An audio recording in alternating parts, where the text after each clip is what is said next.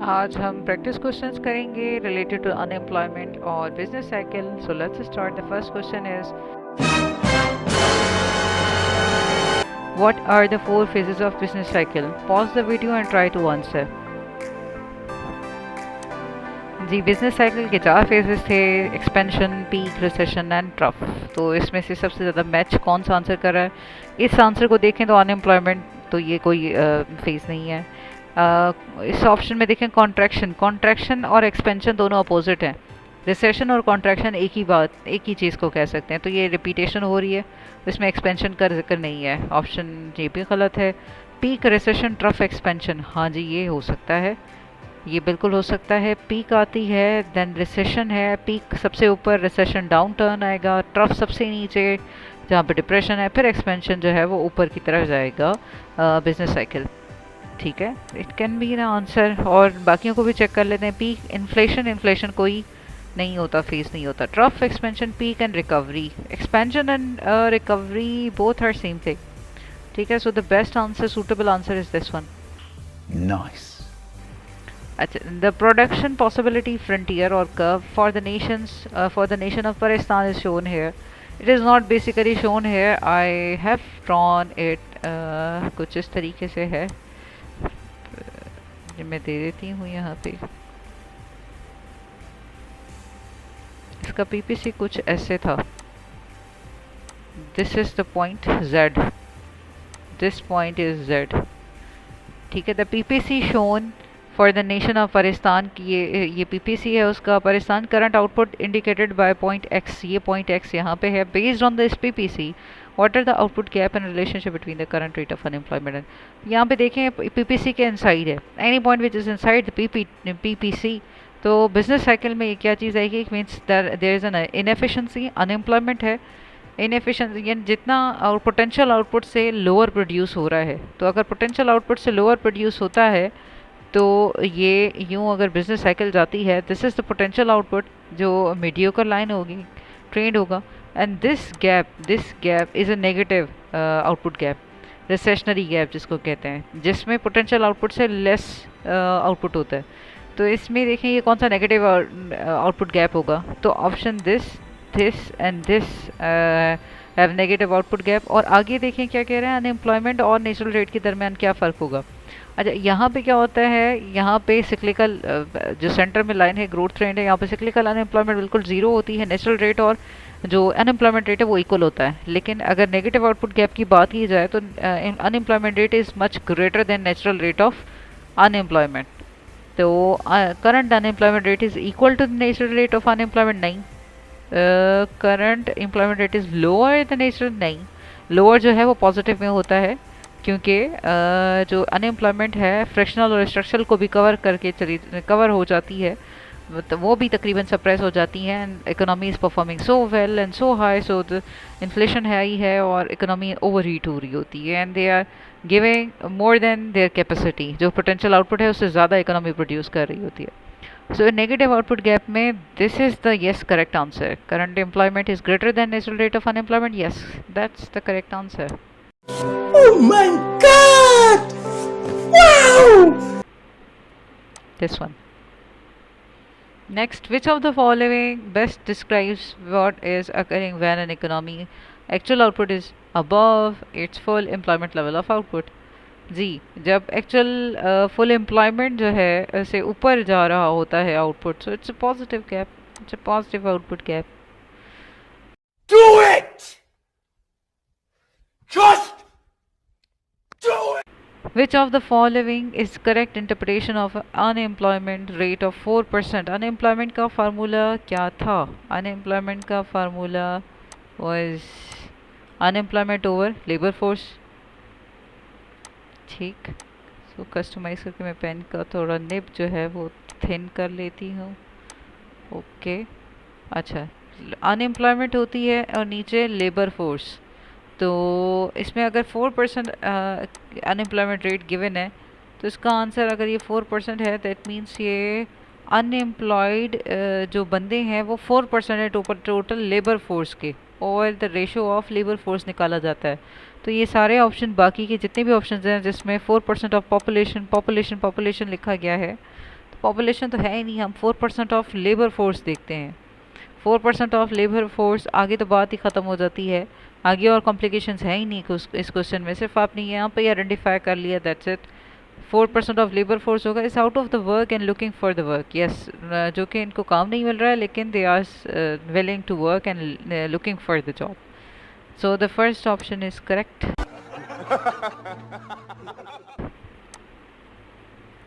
Ji, there are 125,000 people in Pakistan. Out of these, 25,000 are children and 10,000 are elderly. There are 50,000 people employed and 30,000 people unemployed. What is the labor force in the Pakistan? जी, अब ये total population है 1,25,000, जिसमें से 25,000 बच्चे हैं और 10,000 बुज़ुर्ग हैं। तो मैंने कहा था टोटल पॉपुलेशन में पहले तो वर्किंग एज को हम लोग निकालते हैं। वर्किंग एज कितनी होगी, 25 और 10 प्लस करें 35, 125 में से 35 माइनस करें, इट विल बी 90,000। ठीक है, वर्किंग एज के अलावा और लेबर फोर्स में कौन से होंगे, जो कि फिलिंग है। Labour force is unemployed plus employed, ऐसा ही है। Labour force is equals to unemployed plus employed plus unemployed. तो यहाँ पे देखें 50,000 एम्प्लॉयड के लिए लिखा हुआ है, 30,000 अनएम्प्लॉयड के लिए लिखा हुआ है। यहाँ पे जो वर्किंग एज को मैं माइनस करके 90,000 में करती हूँ, उसमें से 90,000 मुझे कहीं भी इन्फॉर्मेशन नहीं गिवन है कि are they all willing to do the job and they are seeking, they are searching for the job और नॉट। तो ये मेरे पास इन्फॉर्मेशन नहीं है। तो इन्फॉर्मेशन, अगर एम्प्लॉयमेंट रेट मुझे निकालना है या लेबर फोर्स को आइडेंटिफाई करना है, so I don't have enough information. Confirmation सिर्फ यही है कि जी अनएम्प्लॉयड और एम्प्लॉयड जो बंदे हैं वो ये हैं। तो I will just simply add them up, 50 + 30 it's 80। Option last is correct one. Next question, there are 125, again the same data. 125 बंदे हैं, 25,000 जो हैं बच्चे हैं और 10,000 जो हैं वो एडरली हैं। माइनस किया, 90,000 आया। 90,000 वर्किंग एज वाले हैं। There are 50,000 employed and 30,000 unemployed. ठीक है, अब इसमें से अनएम्प्लॉयमेंट रेट निकालें। क्या 90,000 के साथ निकालेंगे या लेबर फोर्स के साथ? लेबर फोर्स में वर्किंग एज वाले तो ठीक है इंक्लूड होते हैं, लेकिन लेबर फोर्स और एक शॉर्ट सर्किल होता है वर्किंग एज के अंदर, जो लेबर फोर्स में सिर्फ वो बंदे जो कि विलिंग हैं, कैपेबिलिटी रखते हैं। तो इसमें देखिए अगेन लेबर फोर्स हम ऊपर डिफाइन कर चुके, 80,000 है। अनएम्प्लॉयड कितने हैं, 30,000। 30 divided by 80, 30 divided by 80 it will be, calculator को देख लें, 30 divided by 80, 30 divided by 80 into 100 कर देंगे, 37.5। 37.5 option second is correct one. Next is there are 125 people, same. अच्छा, अब जो है यहाँ पे देखें 20,000 बच्चे हैं और 5,000 एल्डरली हैं। तो ये वर्किंग एज को निकालें अगर, तो 25,000 माइनस कर दूंगी तो 1,00,000 बंदे जो है, 100,000 पीपल वर्किंग एज में आ जाएंगे, जो कि काम कर सकते हैं। कर रहे हैं या नहीं कर रहे वो अलग बात है। अब इसमें आगे देखें 50,000 एम्प्लॉयड हैं, 30,000 अनएम्प्लॉयड हैं। आगे इसमें इंटरेस्टिंग फैक्ट ये है कि 10,000 बंदे जो हैं recently gave up looking for work because there're no jobs. अब ये डिवस्ट्रेट हो चुके हैं, डिस्करेज हो चुके हैं 10,000। तो इसको सॉल्व कर लेते हैं जी। अब इसमें देखें टोटल पॉपुलेशन कितनी है, 125। इसमें अब वर्किंग एज जो है वो मैं माइनस कर दूं तो 25,000 माइनस हो गए, तो 100,000 जो है, 100,000 वर्किंग एज में आ गए। इसमें से अनएम्प्लॉयड जो है वो 30,000 थे। अब लेकिन एक मिनट, लेबर फोर्स को चेक कर लें कितनी थी, 30,000 + 50,000 इट्स 80,000 जो कि काम करना चाहती है। तो 80,000 जो है वो लेबर फोर्स थी और अनएम्प्लॉयड इसमें से 30 थे। आगे डेटा ये है कि 10,000 people have recently give up looking for the job. अब इसमें से जो नेक्स्ट सिचुएशन ये हुई है कि 10,000 people have recently give up. तो गिव अप करने से अनएम्प्लॉयमेंट में से 30 में से अगर 10 माइनस करूँ तो ये हो जाएगा 20। और सिमिलरली हमारे लेबर फोर्स में से भी वो 10,000 पीपल जो है वो माइनस हो जाएंगे, वो बाहर चले जाएंगे क्योंकि उनकी विलिंगनेस अब ख़त्म हो चुकी है। तो 80 में से माइनस करेंगे 10, दैट विल बी 70। और जो वो 10 होंगे वो कहीं समथिंग यहाँ पे रिजाइड करेंगे, वो in between of working age people, working age और ये लेबर फोर्स के दरमियान एक सर्किल आएगा जिसमें वो डिस्करेज बंदे, मार्जिनल रेट आ जाएगा, यहाँ पे मार्जिनल फोर्स आ जाएगी। अच्छा, इसको अगर कैलकुलेट करें तो how many unemployed people now remains, it's 20 और total labour force is 70, so 20 divided by 70, let's check out 20 divided by 70, it's 28.5 into 100, it's percentage. Stop it. Get some help. 28.5% is second option. Next question, natural rate of unemployment is 9%, fractional unemployment is 3%. Based on the information, which of the following best describe the structural unemployment and current rate of unemployment? See, natural rate of unemployment is nothing but the addition of fractional plus structural, right? If the fractional is 3%, how much would be the structural? Of course, the 9 minus 3 is 6%. 6% are 6% of unemployment rate is structural, right? सो अब देखिए unemployment overall rate जो है वो natural rate से ऊपर ही होता है. ये have already learn here this PPT. Fractional rate is where when the economy is performing so well, it's healthy, तो वहाँ पे भी एग्जिस्ट करती रहेगी. सिक्लिकल अनएम्प्लॉयमेंट इससे ऊपर होती है जिसमें मेजर चंक होता है जो अनएम्प्लॉयमेंट रेट का. अच्छा, unemployment rate would be higher. और अब देखिए 6% ऑफ स्ट्रक्चरल, कौन सा ऑप्शन? 3 ऑप्शन ऐसे हैं जिसमें 6%, ये और ये ऑप्शन, इसमें स्ट्रक्चरल 6% है. बाकी तो ये एक्सक्लूड हो गए, 12% वाले तो एक्सक्लूड हो गए. इन 3 में से सेलेक्ट करते हैं कौन सा होगा.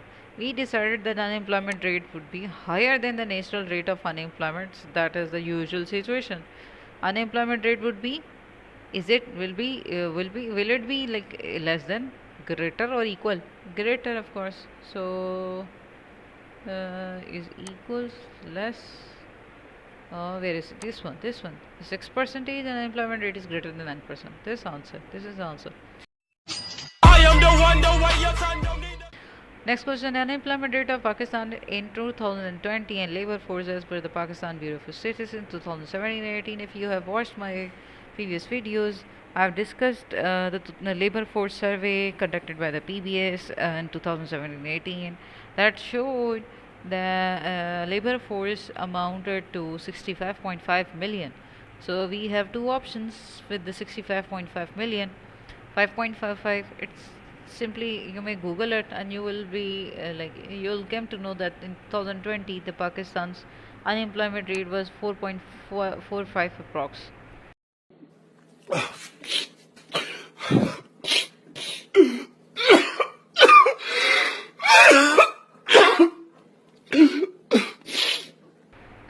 If a person is ready to work at prevailing wage rate in a market, but he is unable to find the work, then what type of unemployment would it be called?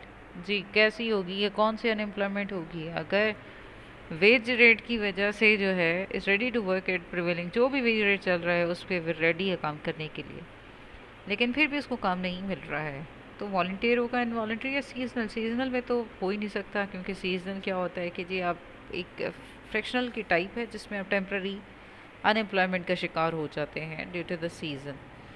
अब इसमें देखें ये नहीं हो सकता है. Voluntary और involuntary आ गई. इनवॉलंटरी में क्या होगा कि you are willing to do job लेकिन सर्कमस्टांसेस आपको करने नहीं दे रहे हैं. वॉलंटरी में आप खुद जॉब छोड़ रहे हैं, स्विचिंग कर रहे हैं, maybe you are in search of a better job.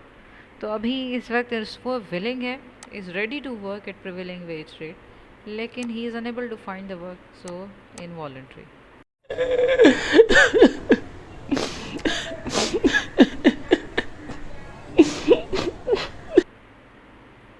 Next question, if the new computers are being installed in the company and some employees are fired from the job due to the lack of computer knowledge, then what kind of unemployment will it be called? Structural. We know structural, obsolete हो चुके हैं इनके skills, they are no more transferable. Fine. What is the formula for the unemployment? That's the most easiest question here. अब 1000 तो हो नहीं सकता, percentage निकालनी है तो 100 होगा, तो ये दो ऑप्शंस तो हो गए ओमिट, बाकी रह गए दो. इन दोनों में से नीचे आती है labour force. No it, labour force ऊपर नहीं है, डिनोमिनेटर में लेबर फोर्स एंड ऊपर टोटल अनएम्प्लॉयड. खत्म, bye bye, tata, goodbye, गया.